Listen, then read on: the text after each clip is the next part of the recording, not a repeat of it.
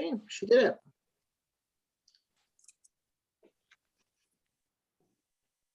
See, it was a safe bet.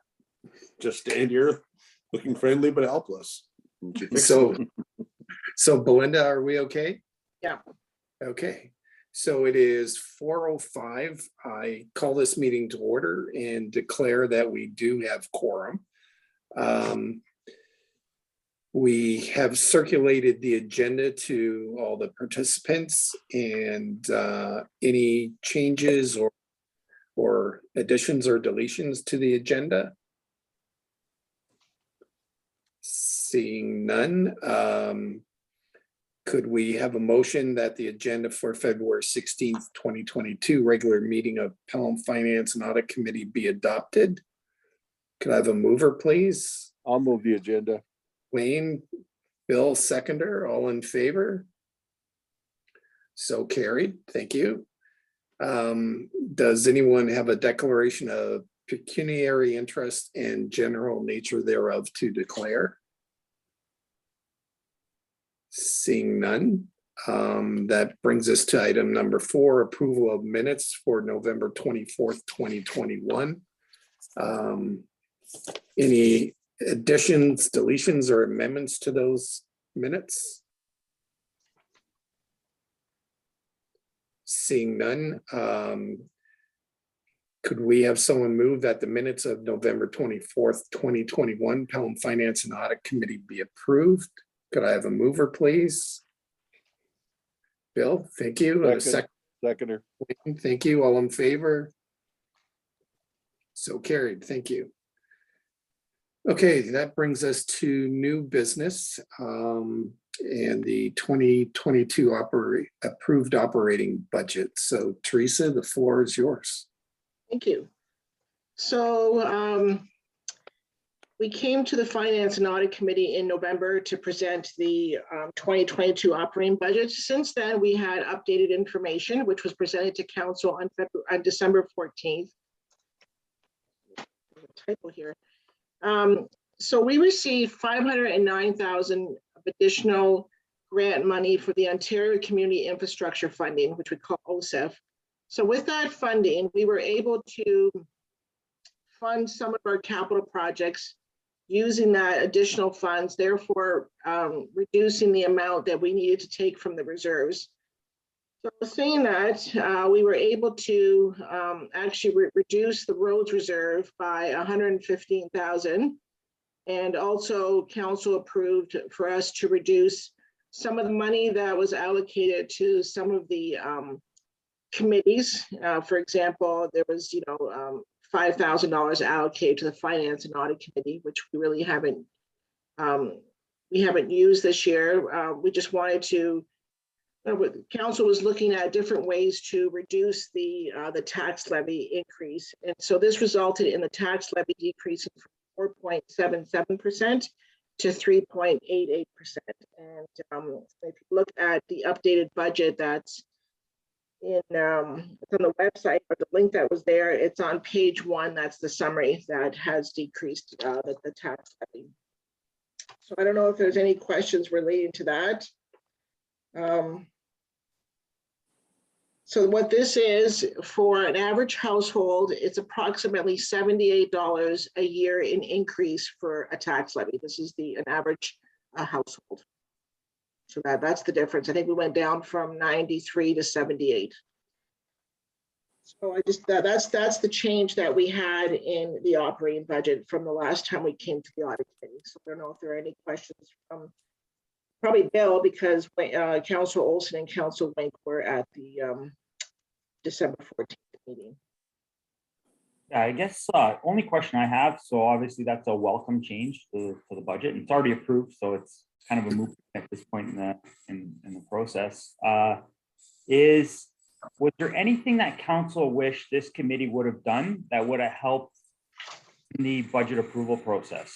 And I guess maybe that's more of a question to Councillor Olson and Councillor Wink, just to see, is this committee fulfilling its role and supporting council as they see it, or is there something that this committee should have vetted or reviewed before it went to council? Because I saw there was a list of a bunch of adjustments kind of after, or if there is that purview of kind of a overall tax increase that they wanted to stay within, is that direction given to staff before they're tasked with developing the budget? It's just, I'm kind of spitballing here, but I think maybe looking for feedback on the effectiveness of this committee and whether or not it's serving its purpose for council. So I'll take a shot at that, Bill. Thanks for the question. I think perhaps not so much a comment on the committee itself, but more or less a comment to staff to say, you know, what type of tax increase are we going to be looking at, and what can we do to reduce that or whatever, and maybe that's something that the audit committee could look at to say, well, you know, we think it's a little too high, you know, what do we feel that can be taken care of? I know I sometimes think we take a little passive approach to this, whereas other councils will say that's too high and just send it back to staff and let staff figure it out. So yeah, there could be a to your point, Bill, a little bit more oversight on what level of target should we be looking at, and maybe it's a conversation maybe earlier on in the process, as opposed to here's the operating budget and it's going to be 4.1 or whatever. So, you know, it's So, yeah, can I respond to that? It's, sure. Yeah, some municipalities do have that. And when we talk with the area treasurers, it is very challenging when council says to staff, you know, it's 2% and that's it. And then, you know, you're looking at, you know, you're trying to provide a certain level of service. And, you know, can you provide that with the growth of the town? For instance, every time we assume a new subdivision, now we have to plow those roads, cut the grass on the curbs, you know, clear those sidewalks. How do you address that if someone says, you know, you can only go at a certain level? If we look at, you know, page 6 of the operating budget, that's the detail list where we list what is the incremental increase to the 2022 budget. And 50% of that increase is the transfer to reserves for capital, you know, expenditures. So we, you know, as one of the things that we're hearing from the Finance and Audit Committee is that we need to increase the allocation to the reserves. And that's what we're trying to do, which is still at a low level to where we should be. But that's where the biggest part, like where half of our increases are related to the reserves. So,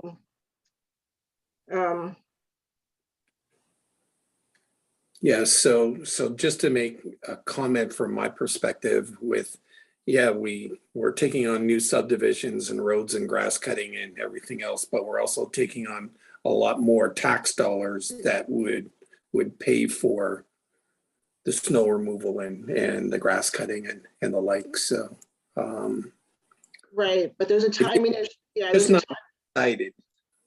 Yeah, there's a timing issue with that. So that's where the 1.75% of the growth number. So maybe next year it would be higher because some of those subdivisions now are on MPAC's listing. So we do have a timing issue of when that revenue actually comes in for the new subdivisions. But you are correct, Councillor Wink. Yeah, so I've got a question to David then. So with MPAC, and MPAC's got a lot on their list, and every municipality is growing, but is there anything we can do to nudge MPAC along to get these properties assessed quicker? I suppose so I mean, I happen to believe that for us, the short answer is no.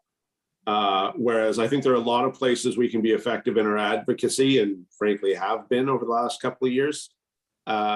Firstly, we're a town of 18,000 and we carry the punching weight of 18,000 people, which is to say that if St. Catharines called them and we call them, I know which one of us would be ignored first.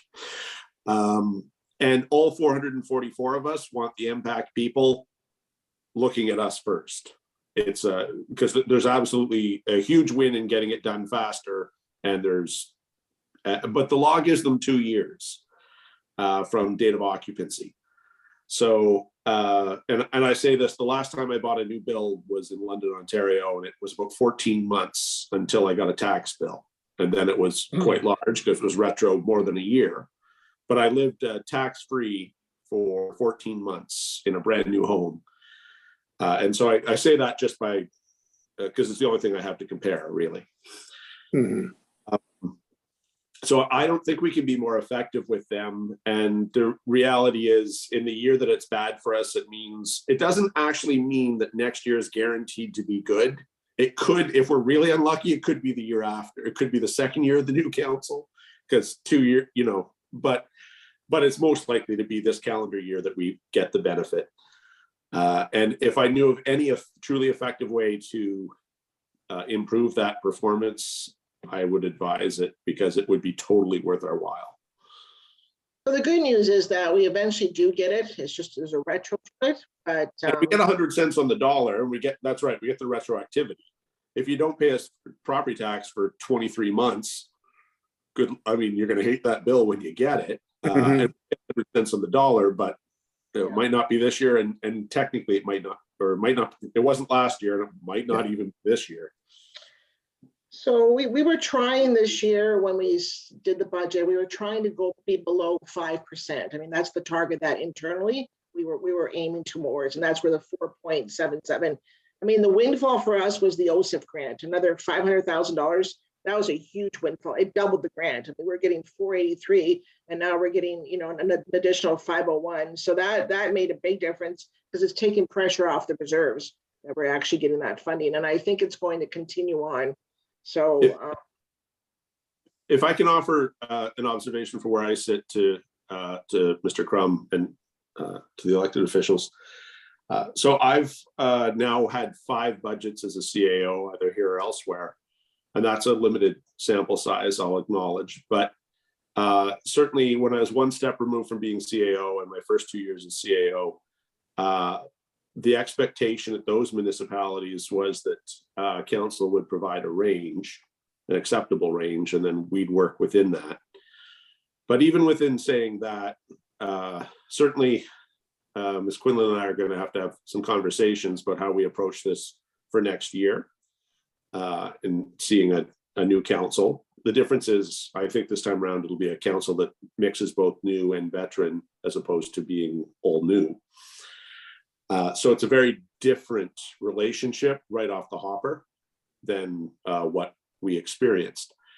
And the two things that have to be figured out is both, does there need to be some guidance on an appropriate range? And that's something that both this committee and, of course, council itself can engage with, so that we know as we build it, what's reasonable.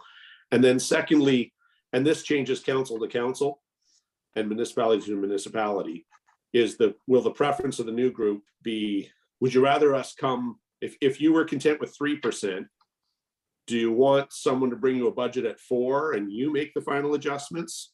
Or do you want us to make those decisions and bring you a budget at 3%?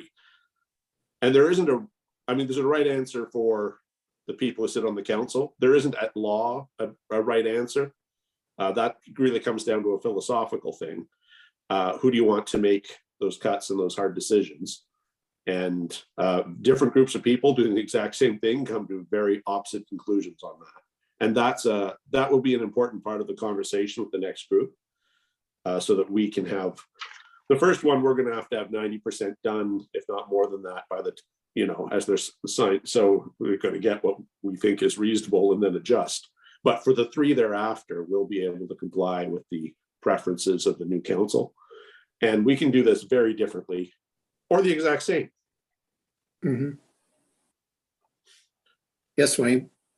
Yes, in answer to Bill's question there, I guess I'm being thoughtful about the what I see happening is I see things getting much smoother because things are getting better. And but if he's wondering about whether I have the the concerns about the reserves firmly in mind, and I need a reminder. I'm very, very conscious of the fact of the good advice of this committee in everything we do.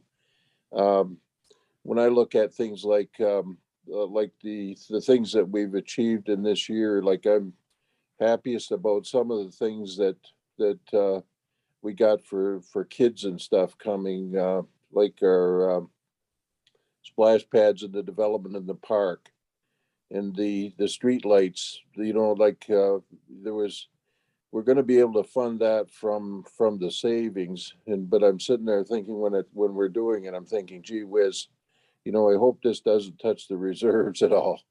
So I had, when it came down to the final numbers there, I had a notion in mind that perhaps we should put a little bit more money in the reserves, and something in the order of 1%. So that would have been 150. But I think we're coming up to a place in the economy where we've got a health crisis now. We got a governance crisis, and we on top of a financial crisis. I think we're coming up to something that's really going to be challenging, and the other municipalities are going to be drawing down their reserves to cover some of the costs, and we're going to have to raise taxes to cover some of these things, because an inflation rate of 7.5%, which is going to probably persist for decades, is not going to be an easy thing to meet. So, to answer your question about the committee and what I heard, I see us making advances in so many things. And in the back of my mind, I'm saying that we're going to pay for this if we don't put something away. And we managed to do it with the water budget and the wastewater budget. We managed to get our target put away there. And would I prefer to have another 1%? Yeah, I would have, but it would have been, I guess we're going to have to hold our breath and see what happens over the next 2 or 3 years. That's where I was coming from, Bill, when we were doing that. Yeah, and I guess I wasn't looking for necessarily solutions. The budget's been approved. Yeah. Right? It's Yeah. kind of the ship Yeah. has sailed. It was more or less getting council's feedback on the effectiveness of this committee, and Yeah. whether or not we're fulfilling our role in supporting council and some of the financial related decisions and guidance that you lean on us for, or Yeah. if anything that we should be looking at maybe doing differently or improving on going forward. And putting a set range at the front end of the process before it starts was just an example. I didn't necessarily mean that we have to compare anything.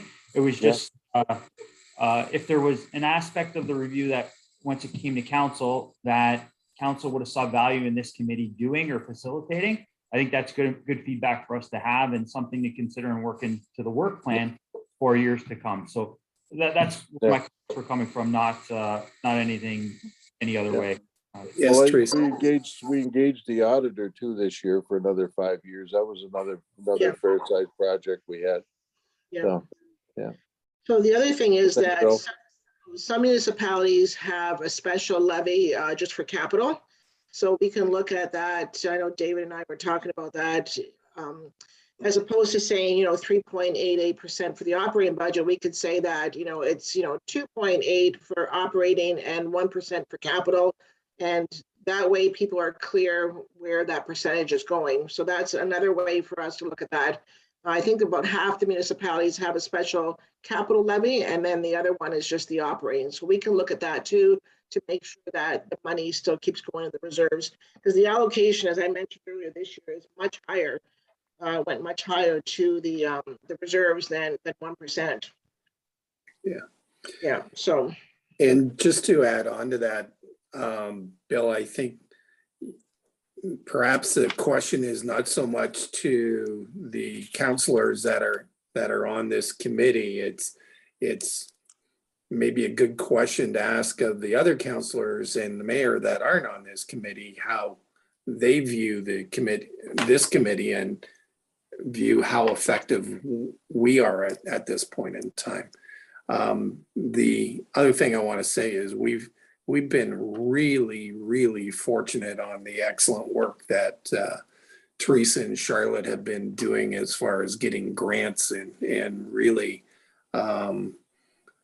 any bells and whistles that we're getting in this town are based on grants, and the ladies are doing a tremendous job. It never ceases to amaze me how much money we're bringing in because of grants, and able to do the things like the splash pads and pickleball courts and help with roads and all the other kind of stuff. So I know we said it before, but I'll reiterate at this point in time on thanking Teresa and Charlotte for their hard work in getting these grants.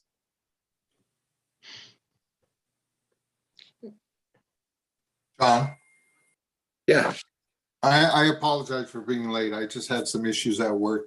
I guess the storm's coming. We're getting generators, so must be a big storm coming. you're getting generated.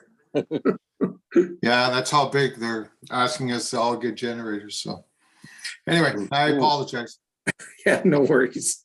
Yeah, we're just talking, we're on point number 6.1 and just talking about the approved operating budget. And Bill just asked the question after Teresa presented what has changed, more about how council feels of the effectiveness of the Finance and Audit Committee. And so we've been just having discussions around that. I just want to add to what you were saying with Teresa and getting all this grant money. I don't think in the last 7 years she got, there wasn't as much grant money as Teresa's got in the last year and a half. So kudos to her. She, every time you listen to her or read an email, there's always a grant money coming in. So awesome job. I appreciate you and your team working so hard to get as much money for this community. So thank you. Yeah. It's a great team that's behind all that. Okay. Yeah. Okay, so any other questions about the operating budget? Seeing none, that I need a motion that the committee receive the 2022 approved operating budget for information. Wayne is a mover, Bill is a seconder, all in favor. So carried. And that brings us to 6.2, the 2022 approved capital budget. So what's changed in the capital budget, as I mentioned earlier, is just the allocation to the increase in the OSIF funding. So from, let's see, about 483,000 to 984. So on the grant schedule, we moved some of the money around to fund some of the projects, and that relieved the reserves.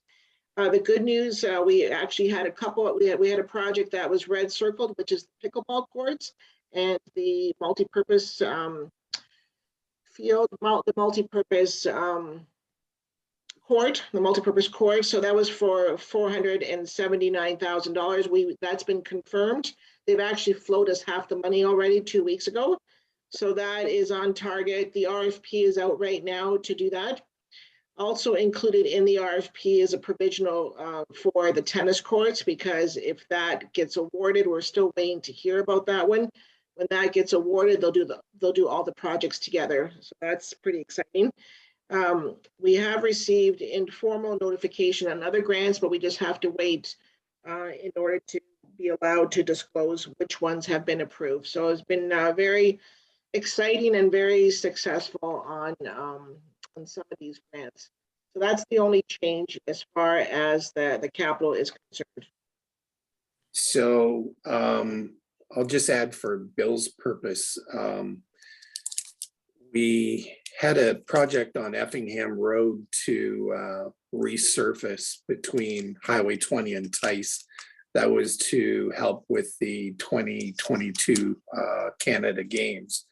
And we've been able to scale back the amount of money that's going to be allocated towards that. 250 that by 250,000, and that 250,000 we're applying to starting the streetlight LED conversion project. That was slated for 2023 and 2024. So we're starting to convert all the streetlights in the town. So that's that I think is a really good news story because it's a long time coming, and our return on investments is about 2 or 3 years, and we get all our money back. So that's a good news story for the town. Yeah. I'm getting lots of calls about that, I'll tell you. Favorable. Mhm. Well, and probably people saying, well, when's it gonna come to my street? Well, they seem to accept the fact that they're gonna, might have a few burned out lights until it gets there, but they're fine with it. They said living in downtown Fenwick is like living in the country because of burned out lights. So, Well, you are in the country. thankfully. Yeah, so the goal with that project is to have it completed by the end of 2023. Okay, any questions with respect to the capital budget? Seeing none, could I have a motion that the committee receive the 2022 approved capital budget for information purposes? Could I have a mover, please? Ron, I'll thank move you. it. Seconder? Wayne, thank you. All in favor? Aye. So carried. Thank you. And brings us 6.3, Teresa, the water wastewater budgets. Yeah, so on February 7th, we went back to council and provided an update and different scenarios with regards to the increases for the water and wastewater. One of the things that we did do, Charlotte and I, was to go back to the BMA report. That's the report that looks at the financial plan for the water and wastewater. We wanted to see from 2019 to 2021 actual numbers, how we were doing in comparison to the study, and we're actually very close to the study, which is good.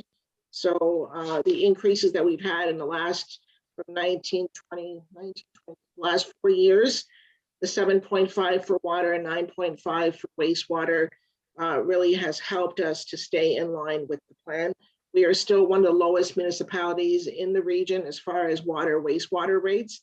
So that is good news. So it just shows you that the rates were just so low that we needed to increase them in order to help the reserves. Council, they approved the 7.5% increase for water, so that didn't change, and they approved the decrease from the wastewater from 9.5 to 7.5. There wasn't that much of an impact on the reserve, so the council felt comfortable in doing that. And the total annual savings from that change is about $4.98. That's the difference between the 9.5 and 7.5. So that's the update on the water wastewater budget. So I don't know if there are any questions with that. Seeing no questions, then could I have a motion that the committee receive the 2022 approved water and wastewater budget for information? Could I have a mover, please? Bill, thank you. Seconder? I'll do it. Ron, thank you. All in favor? Aye. Okay, so carried. Thank you. And that brings us to 6.4 municipal modernization grants. Yeah, I wanted to share this with the audit committee because the modernization grants have been really important grants as far as enabling us to look at automation and efficiency in our processes.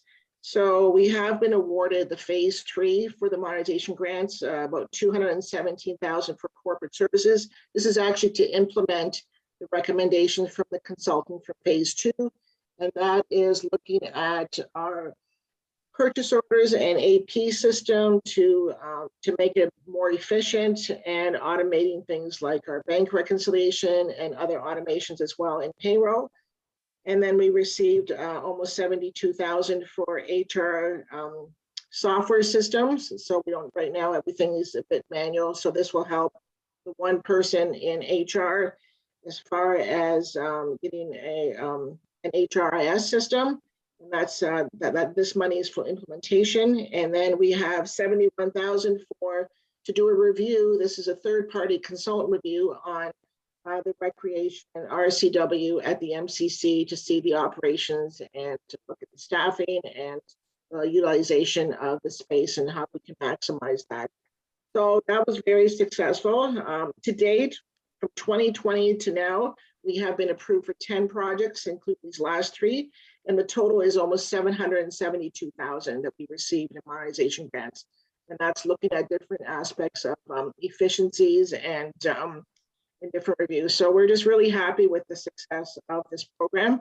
And it really has been very, very helpful for us. So I don't know if there's any questions. One right now that is going to council on February 22nd is, there's 2 actually. One is the unionization of the libraries. That was a review that was done. And the other one is our IT web services, which includes the public service request portal. So that's one of the things that I know was top of mind for council.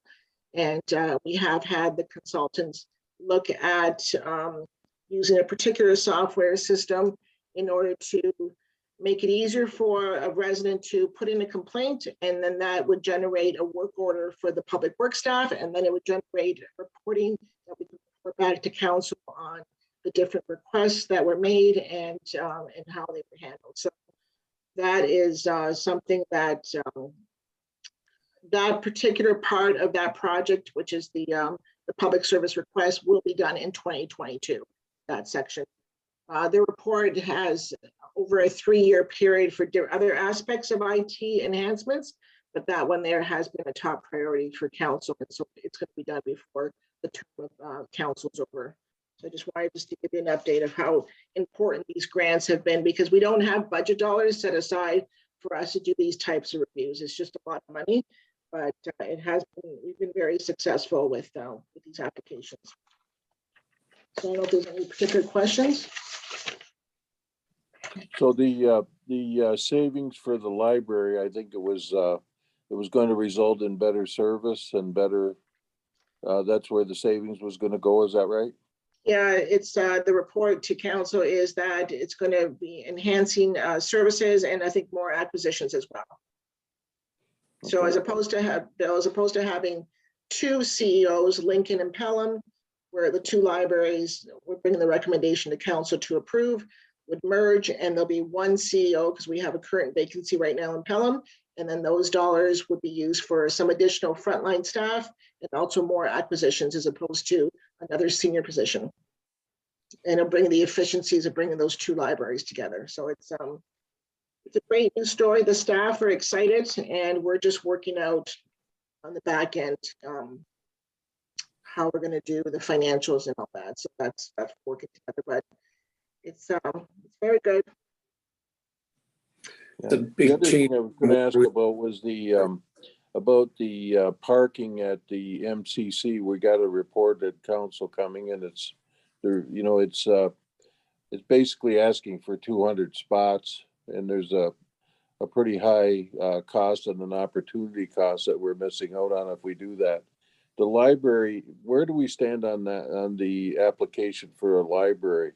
Yeah, so it's going to be 200 plus library parking that we're going to be looking for. Okay, so just a little bit of background. I don't know if everyone's aware. We did submit in July an application for the Green Inclusive Building Grant. It's a federal grant to move the library from the current location on Pelham Street, Pelham Town Street, to the MCC. It's still currently under review. I was just checking in a couple of weeks ago with that. And so they're still looking at that proposal. So we're still waiting to hear from them. I did connect with FCM. That's the federal Canadian municipalities. And they are interested in the library project as well. So I did let the other grant people know that FCM is interested in partnering with the town if they approve that project. So we'll see how that goes. So it, because it's a carbon neutral building, a carbon zero building. And so those are green grants that are looking towards us building something like that. So we're just waiting to hear. They've received a lot of applications. That's what the person responded. We were supposed to hear back by the end of December, but they're saying that there's a lot of requests. So.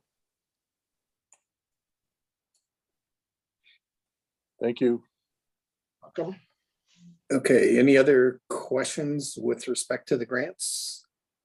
Okay, seeing none, that the committee, could I have a motion that the committee receive the municipal modernization grant verbal update for information?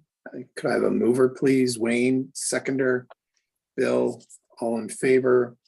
Aye. So carried, thank you.